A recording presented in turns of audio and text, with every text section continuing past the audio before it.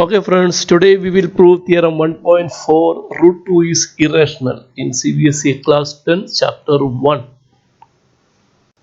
In the previous video we have seen theorem 1.3. If p is a prime number and if p divides a square then p divides a also. We will be using this theorem here. Okay, now using this theorem we are going to prove that root 2 is irrational. Root 2 is irrational. What is irrational number? Before that, tell me what is a rational number? What is a rational number? A rational number is a number which can be represented in the form of p by q, p divided by q, where p and q are integers. First condition, p and q are integers. Second condition, p and q are in its lowest terms. Very important. Third condition, q is not equal to 0. Okay, tell me what is lowest term. For example, what is the difference between 2 by 3 and 4 by 6? 2 by 3 is equal to 4 by 6. But this is in lowest term and this is not in lowest term because we can cut with 2. So 2 by 3 is in lowest term. So here actually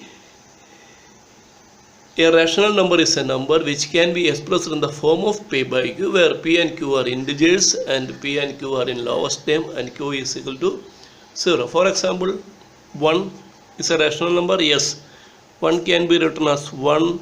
See whether all the three conditions are satisfied. Both are integers, both are in lowest terms, both can be represented in lowest terms, and q is not equal to 0. What about 0.5? 0.5 can be written as 5 divided by 10, which is equal to 1 divided by 2, where 1 and 2 are integers in its lowest term and q is not equal to 0. What about 0? 0 can be written as 0 divided by any number, say 5, where both are integers and q is not equal to 0. Both are in its lowest term. So these are rational numbers. What about 2.5? Yes, 2.5 can be written as 25 divided by 10, which is equal to 5 divided by 2, again satisfying the condition that both are integers in its lowest terms and q is not equal to 0. Now we define rational numbers. Okay. Now tell me what is a rational number. Any number which is not a rational number, that is called a rational number. So that is one definition. One more definition is there, a number which is non-terminating and non-recurring is an irrational number. So that is another definition actually you might have already learned in your previous class. But that we will discuss later because we are having a new approach towards rational numbers now. Okay, so we have to prove that root 2 is irrational. Okay, so what we will do? We will assume that if possible, let root 2 be rational. If possible, let root 2 be rational. From this assumption, we will go to some statements. And ultimately where we will land up? We will land up in a contradiction.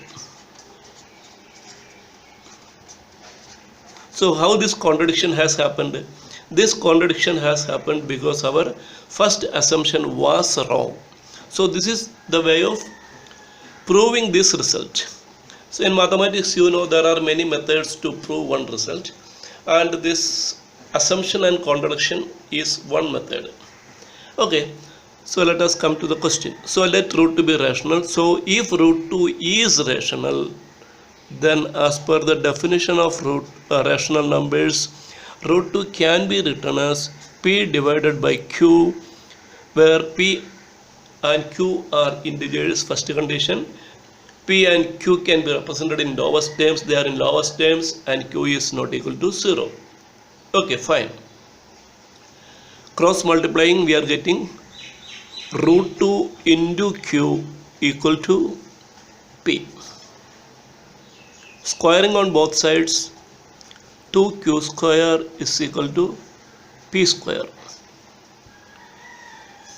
That means p square is a multiple of 2. What theorem 1.3 says? If a square is a multiple of p, that means if p divides a square, then p divides a also. That means if 2 is a factor of p square, then 2 should be a factor of p also. Here 2 is a factor of p square, so p should be a multiple of 2 also. Okay, if p is a multiple of 2, then we can take p is equal to some 2 into r, where r is any integer. For example, if p is equal to 4, we can take r is equal to 2, so 2 into 2. If p is equal to 6, we can take r is equal to 3, so 2 into 3. So like that, this r can be any integer, either even or odd. Okay, so p is equal to, we take as 2 into r. So p square is equal to 2r, the whole square is equal to 2 into q square. 2r the whole square means 4r square is equal to 2q square. 4r square is equal to 2q square means 2r square is equal to q square. What do you mean by 2r square is equal to q square? We have seen that again by using theorem 1.3. If 2 is a factor of q square, then 2 is a factor of q also. 2 is a factor of q also. But theorem 1.3 says if 2 is a factor of q square, then 2 should be a factor of q also. So q can be written as 2 into s. That means q is again a multiple of 2. Now we have seen that p is a multiple of 2 and q is a multiple of 2. What does it mean? P and q have common factor 2. Common factor 2.